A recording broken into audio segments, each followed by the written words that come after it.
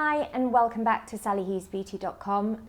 I really wanted to make the most of the opportunity to be with an eminent New York dermatologist in Dr. Dennis Gross and really try and get some answers to your questions. And so with that in mind, I did a shout out on my Instagram account and I asked you what you would ideally ask if you had an audience with a top New York dermatologist. So now you do. I am going to try and get through as many questions as I can. Let's do this. I've tried to group them according to theme because the same things kept coming up and none of them will be a surprise to you because you hear this stuff day in, day out. And I'm going to try and shout out your usernames. Please be tolerant and remember that everyone calls me Sally Hughes all the time, so it's even. So at @Louise_K, I have good textured skin and minimal lines. My problem is skin evenness. Is there anything you can do to get even more juicy looking complexion? I already use acids and vitamin C. Okay. Juicy. Okay. I guess that means kind of glowy and healthy. Right. And radiant. Mm-hmm. Okay. So she uses vitamin C, she uses peels and acids. I think the key thing here is to understand what hyaluronic acid does. Okay. Hyaluronic acid is something naturally that occurs in our skin that you can use in moisturizers and other serums that increases the water content of skin. So it's a way to plump the skin and it's a way to give the skin a beautiful radiance without necessarily piling on just oils and moisturizers that may make you look a bit shiny. So I think for her, hyaluronic acid is the ingredient to look for. I mean, there's nothing that makes my skin look plumper, healthier, nicer than a big dose of hyaluronic acid. I can't live without. It's essential. And the joy, would you say, of hyaluronic acid is like nobody is allergic to it. Nobody has sensitivity to it. Correct. It's so gentle and natural and... Correct. Acne pores. People always want to know about this. It's a real problem, adult acne. So, Freed Laura, how to present cystic chin zits that never surface. So I guess she means those painful, under the skin, never quite show their faces, but cause discomfort and unevenness. Okay. Every pimple, every cyst that she sees started 2 weeks before that. Okay. Okay. So the idea here, the best treatment is to prevent that in the first place. Okay. So if a person has a regularity to when they're going to get a cyst or a pimple, they should be using something around the clock every single day of the month so that when that bad time of the cycle rolls around, they're preventing it. Peels. Essential to use peels because they're a means by which you can prevent the blockage in an oil gland. All breakouts, every complexion problem starts with a blocked oil gland. Peels to me are the #1 way to prevent that blockage from occurring in the first place. So regardless of your hormonal influences at that time, so regardless if it's that time of the month where you're likely to break out, you're still talking about that maintenance being the most important. Yes, because the blockage started before that, okay? So you want to just, it's about the oil chemistry in skin. That's why people break out. So yes, they should be using something well in advance because the hormones are actually changing one's own oils. People break out because their oils are too heavy for their own good. And instead of flowing like water, they have a consistency more like honey. And you may not even necessarily see oily skin. It's not the quantity, it's the quality. So that change in the oil chemistry is something that happens all month long and it just peaks at the time that she sees that during that period of her cycle. So you want to sort of maintain the chemistry of the oils and prevent that blockage. Peels are the #1 way to do that. The alpha beta peel I created has multiple acids, including beta hydroxysalicylic acid, that keeps the pore from plugging up. So it's a great prevention. Do you think that with peels and acids, people need to work up? So start mild and develop a tolerance? I think that's fine. You know, I think that especially if their skin is sensitive or if they're dry, if it's cold out, may as well. So there's different strengths I developed. You know, there's the gentle and there's universal, extra strength, which I know you love. They should start. I think the universal is a great place to start. Okay, so unless you're super sensitive, you don't need to start Correct. super low. Okay. Color Me Hippie. How to deal with excess sebum causing forehead bumps that no acid can move. So this bumpy forehead situation, I see this a lot. So she's saying how to deal with excess sebum causing those forehead bumps that no acid can move. Is that what's happening there when people have that? A little more complicated than maybe excess sebum. Okay, let me just give you what I see. What I see in my office, there's a couple possibilities. First of all, yes, some people are more oily up there because the forehead is part of the T-zone, more oil glands exist there, so they're more naturally likely to get blockages there, okay? So for this, sulfur is a great ingredient to use it as a mask at night, okay? Because oil is actually absorbed by the sulfur, and you wake up and you wash it away, and that oil has been reduced, and it's going to help reduce the shine that you might get all day long. Other things to think about. That person should use oil-free moisturizers only. In fact, ideally all oil-free products, because excess oil is going to be made worse by any additional oil. And if you have to look for the word oil-free on the label. Sometimes products may suggest they're oil-free, like they may say water-based, or even if they say won't clog pores, that does not mean they're necessarily oil-free. Okay, this is key, I think. And so if something says, you're saying if something says not occlusive, non-comedogenic, correct. That doesn't necessarily mean, so you need to see the words oil-free. That's correct. Only oil-free means oil does not exist in this product. So for that person who's got the bumps in the forehead, oil-free only, okay? Other things. There is lots of times the products people use on their hair, actually they think they put on their hair, they put this waxy, thicker product on their hair. It doesn't stay there. What happens is you put it on your hair, heat is liberated from the scalp, right? We generate a lot of heat. The product melts and seeps down and causes excess oil and blockages here. So even hair products use gels, not waxes, not heavy products. Even your hair products should be oil-free. And that's also a big point with, in this country, we're seeing a lot of people using leave-in conditioners. Yes. That's also not a good idea for someone who has any kind of congestion or bumps on the forehead. Interesting, I love that. Neve coma. Oh God, this is the most popular question. This is a question I'm asked more than any by women my age. Neve coma, best thing to reduce pore size, just retinol or anything else? Okay, so pore size is always thought of as being something with sebum and oil deposit. So she's talking about, she uses ingredients, and here the key thing is peels are great, retinol is great, but what is not really recognized is that pores look large because we lose collagen in our skin. That it happens that as our skin starts to get a little thinner as we age, the actual diameter of that pore enlarges because there's less of those fibers, those structural fibers that make our skin firm, to actually keep the diameter of a pore nice and tight. So anti-aging ingredients, things that stimulate collagen, treatments in doctors' offices that stimulate collagen, are really important for pore size as well. Not just hygiene, not just addressing the content of the pore, but actually treating the outside, the perimeter of the pore, namely collagen. So yeah, it's like when a turtleneck gets too loose because you've worn it so much and it just kind of goes like that. Yeah. Exactly. Fee_Mac_85. Anything on PCOS, acne skin, especially on back and chest, would be really appreciated. Now, this is such a big problem, and it's an upsetting problem for lots of men and women. Yeah. Okay. So this is really a medical condition. Okay. And so if a person comes into my office and I suspect PCOS, the first thing to do is to get a blood test to make sure that the diagnosis is really accurate. So there's something that's called DHEAS. Okay, that is an abnormal hormone that actually is the reason for PCOS. Okay, and so you have to diagnose a person with that blood test. Okay, doctors, I'm sure in the UK, do this too. If that's the case, then you have to start to treat them. And I know that a big problem is that spironolactone is the #1 treatment here in the United States for it, because it is the perfect treatment. It is the absolute antidote that we know will work as a remedy to bring down that abnormal hormone. Okay.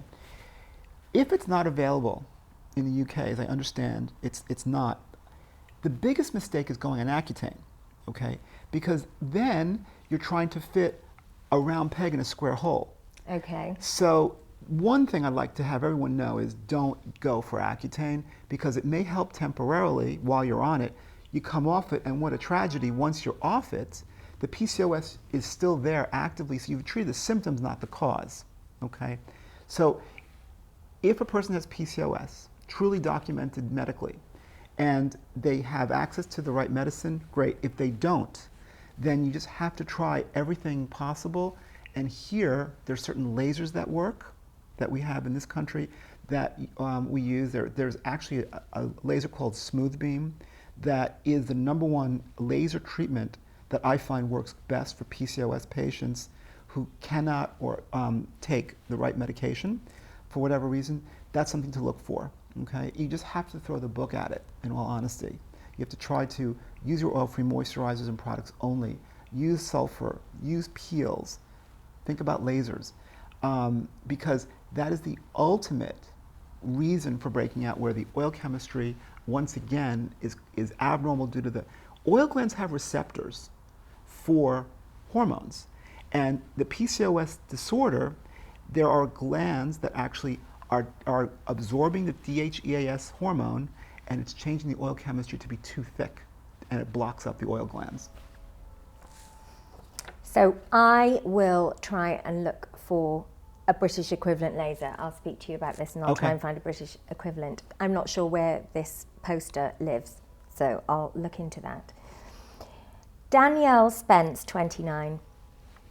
Okay, good question. Any advice on acne for someone who is allergic to retinoids? I would be so grateful.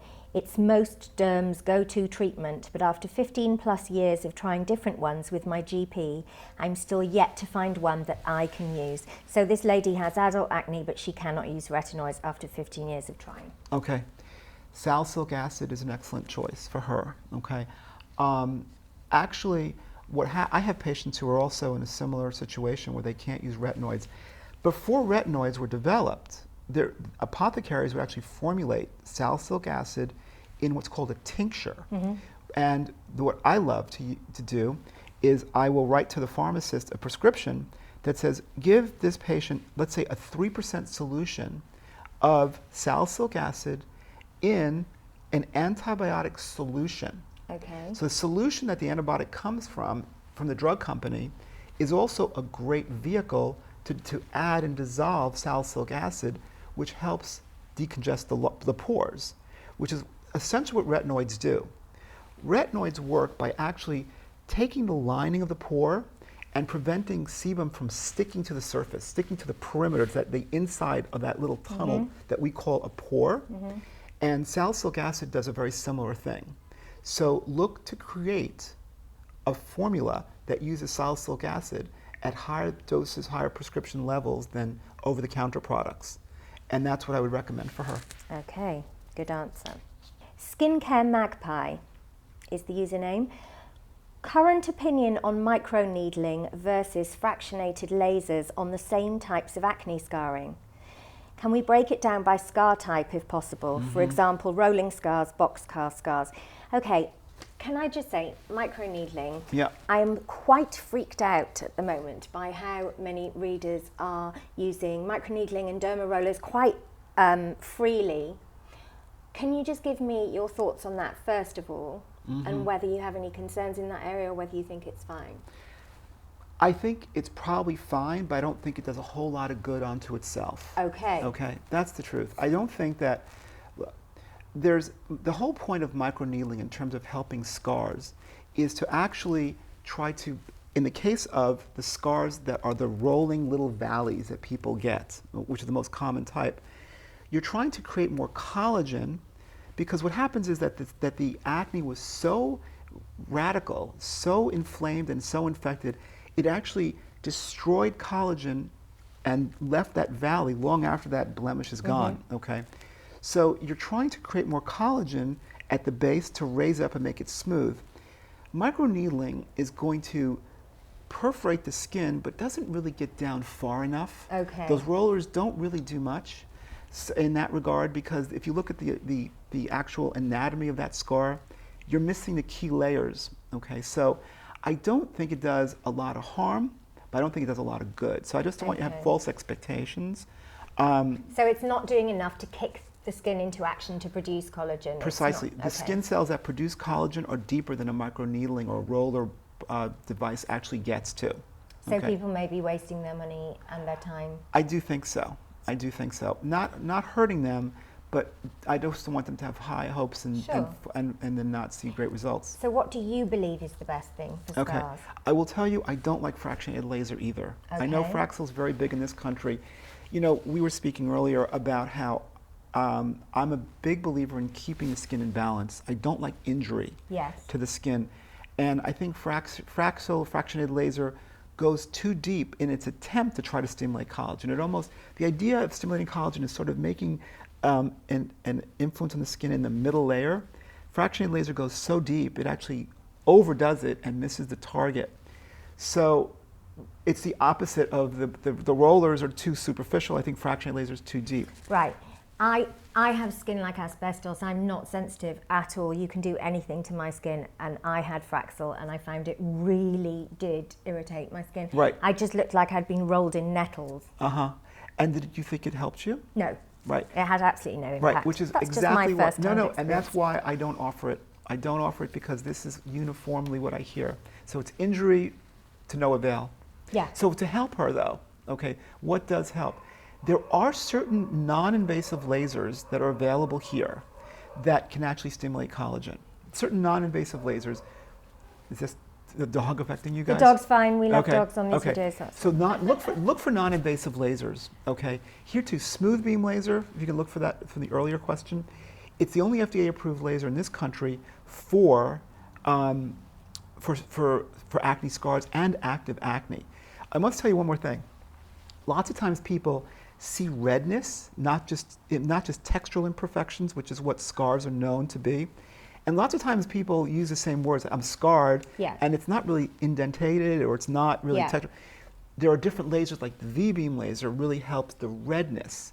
So there's that aspect of it is also very helpful. So non-invasive lasers, I think, can help. I also think professional peels can help.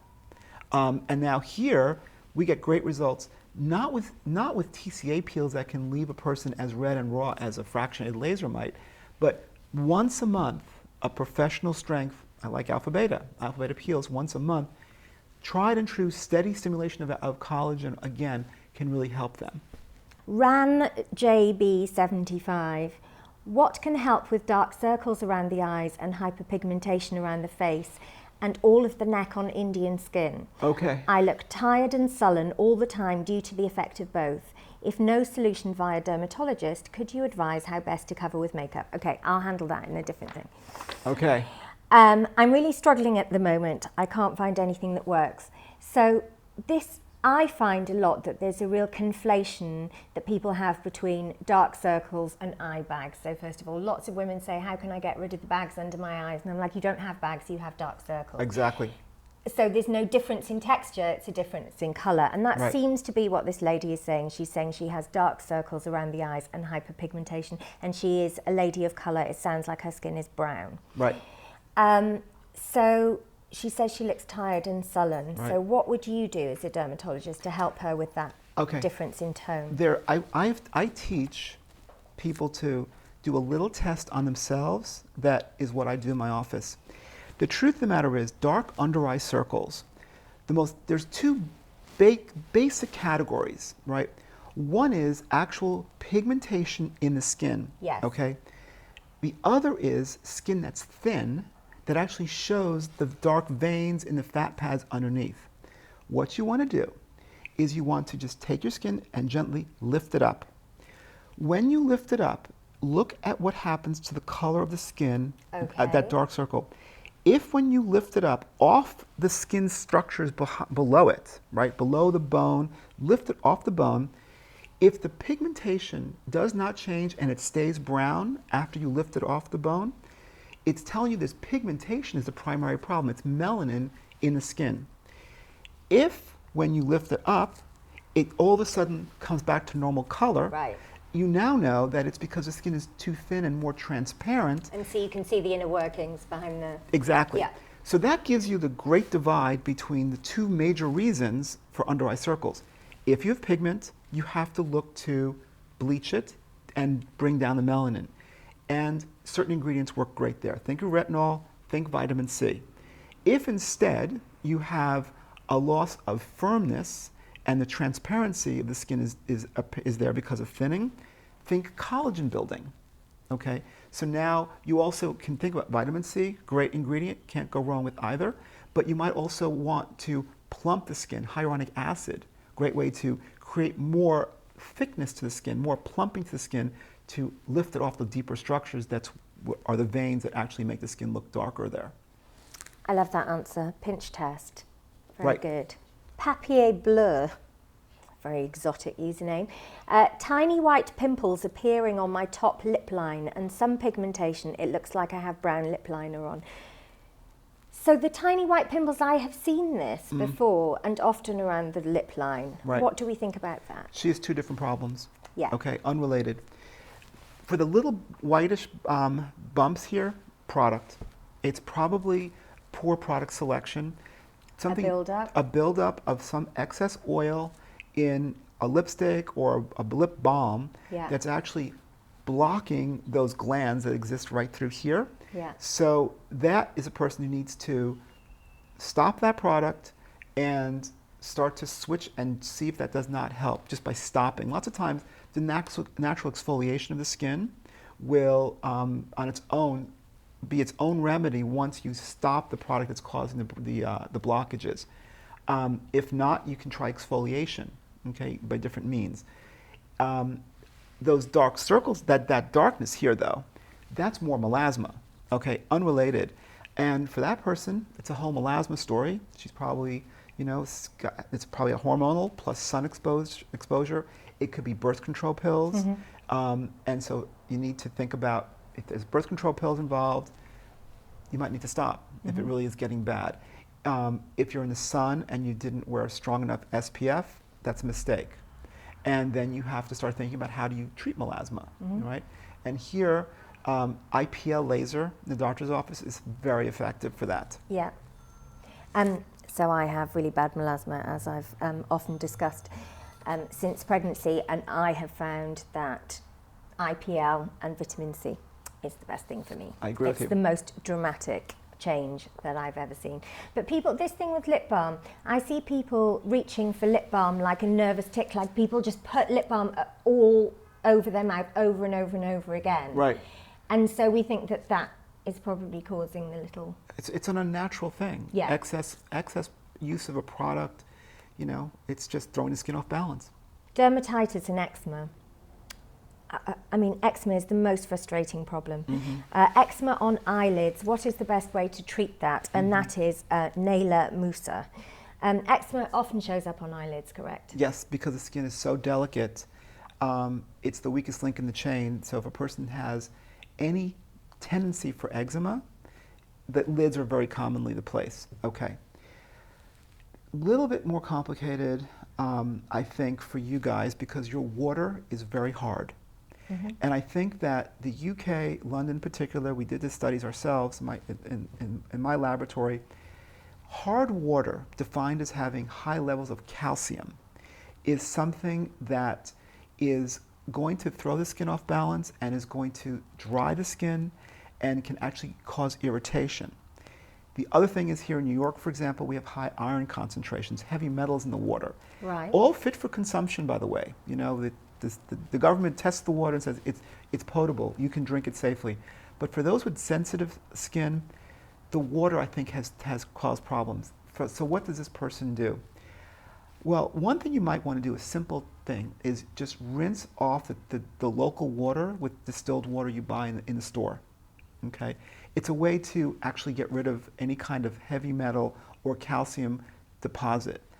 When I formulate products, because I know my products are going to be used around the world, and here in the United States we have the same problem, I can tell you stories, I put something called chelators in my products that actually are water softener ingredients.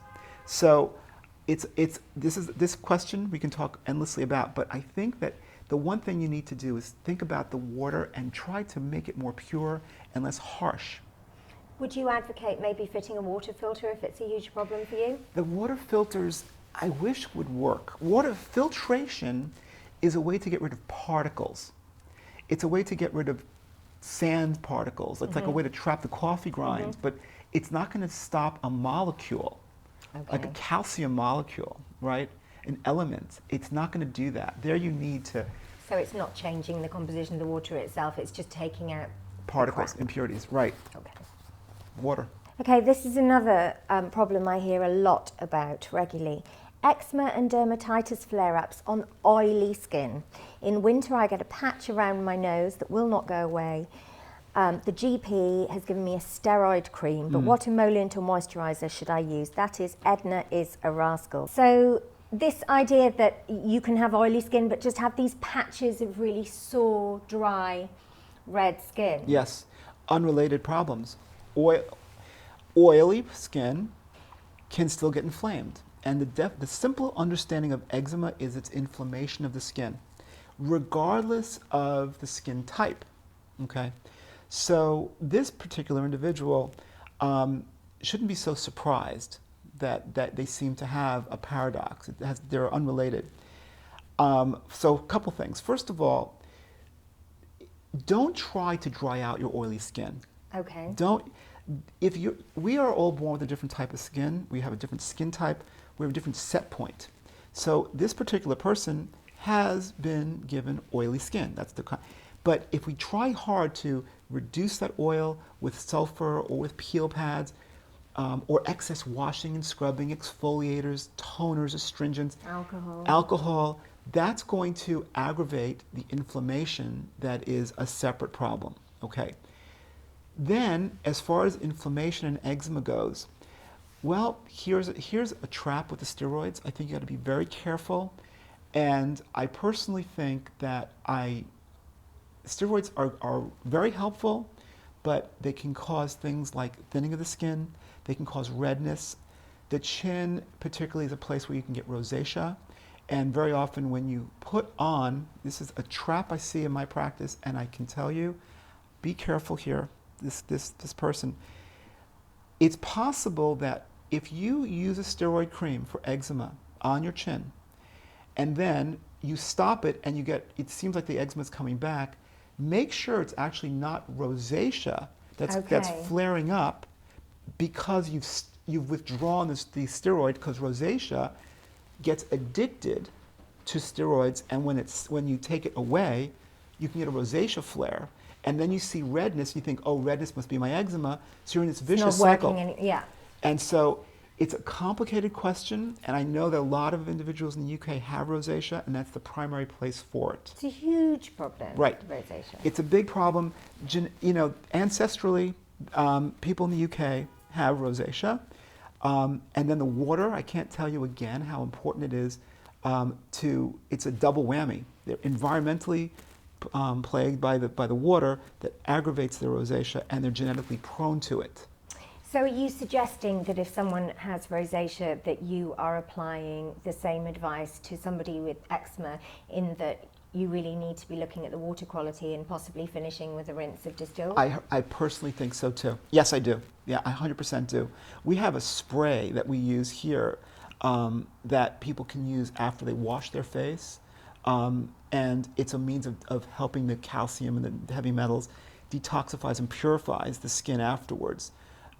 If you can't get that, I certainly think distilled water as a rinse is a very good idea.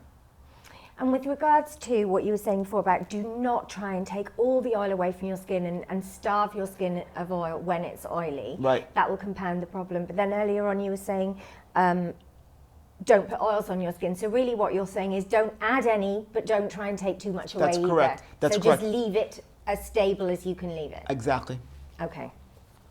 Good. Alex Kemsley. How can one restore the barrier function of the skin after overexfoliation has caused severe dehydration, tightness and shininess? This is a key question, I think, because as much as we all believe in exfoliation, I think people become, you know, they use granular things, Right. or they overdo it and they cause harm, and then you end up in this cycle where you get the flaky dry skin because it's irritated. So what? Right. Well, first thing you need to do is you need to stop overdoing with all the products you're using, okay? And if you just use a gentle cleanser and a simple, lightweight moisturizer, that's going to let the skin finally find its own balance. It's going to let the skin heal. You have to empower the skin's own powers of healing to get better. So eliminate, just cold turkey, stop all this stuff, okay? And then I must say that you want to add back all these products that you like to use one at a time. Okay. Okay. And for this person, evidently, they're using these products for a reason. They like them, okay? But they need to stop, heal, and then pick your favorite one that might be okay for your skin, but in the company of all the others has been excessive. So just pick one, use it for a week alone, individually, and then see that your balance is not offset, that you don't see the over-exfoliation situation, and maybe that's where you stop. Now, if you have, for whatever reason, the desire to start another, you're going to add that, and now you're going to do 2 products for a week. Okay, so you systematically add after having given your chance to, I would do nothing except cleanse and moisturize for a week first. And how do we feel about textured exfoliants? Do you believe that they need to be smooth liquid exfoliants and not textured in their own right? Because I feel like this causes lots of problems. I personally don't like scrubs of any Yeah. kind. I Yeah. think they do scratch the skin surface. Yeah. I think they're not the best way. I like exfoliation that's accomplished by something called detachment, where you can lift off the top layers of skin as opposed to scrubs, which actually are granular and try to lift them off mechanically. It's very irritating, it's very traumatic. A question about Roaccutane, which you mentioned earlier. I had Roaccutane treatment a few years ago. This is 50 shades of dry, by the way. I had Roaccutane treatment a few years ago, and it's left the skin on my face very dry and sensitive. It's now easily irritated and sore, particularly with the change in the weather, central heating, etc. Is there anything that you recommend for every day? Brackets, what do they say here? Not brackets, parentheses. I also have rosacea. Okay. Well, so first and foremost, okay, I hope this person didn't get Accutane for rosacea, okay, because rosacea isn't really the right, it's going to come back once your Roaccutane has been discontinued. This particular person, they're looking for a solution to basically what? Dryness here? I mean, Well, since Roaccutane, she's become super dry and sensitive, Yeah. and she has rosacea. So Right. are you suggesting kindness, the same kind of gentle? I think hyaluronic acid is a foolproof ingredient for moisture. Oils are great, but a person who has a complexion problem, you certainly want to be careful and not use oils, okay? So here, oil-free may be better for them. Hyaluronic acid helps soothe the skin, helps with rosacea, it doesn't aggravate the acne component that they may have. And I don't know how recently they actually finished their Roaccutane, but the dryness should not be lifelong. So you'd expect it to settle down in its own right? A couple of months, it should. Couple of months, Right. okay, good. Does retinol help psoriasis? No data that I know shows that retinol helps psoriasis. Okay, well that's a good quick one. I really, really, really don't want to finish without talking about milia, because so many people are interested in this. Like, personally, I like to get in there with a pin myself. I like to get them out, but I realise not everyone is so brave with their Right. skin. Can you talk about that? Milia, okay. It's a big problem for you in the UK? Yes, well, lots and lots. I'm not sure where these questions came from Right. geographically, but it was certainly a hugely popular topic with women who looked roughly my age. Okay. So first of all, here you have to separate those who form milia on their own or who might get it from heavy moisturizers and products that are plugging up their skin. Yeah. So be aware that richer, thicker moisturizers may not be your best bet if you have milia. Here again, I must tell you, for those who form milia on their own, not because of a product, I keep going back to the water in the UK. Hard water, calcium actually causes one's own oils to solidify, to harden, okay? So it's back to trying to do a double rinse maybe to get rid of the local calcium that's especially if you have well water, you know, as many people do. That's another thing to think about. Be careful with exfoliators here. You know, one thing is to think, oh, it's in the acne category, I'm going to exfoliate, because that's not a great idea either.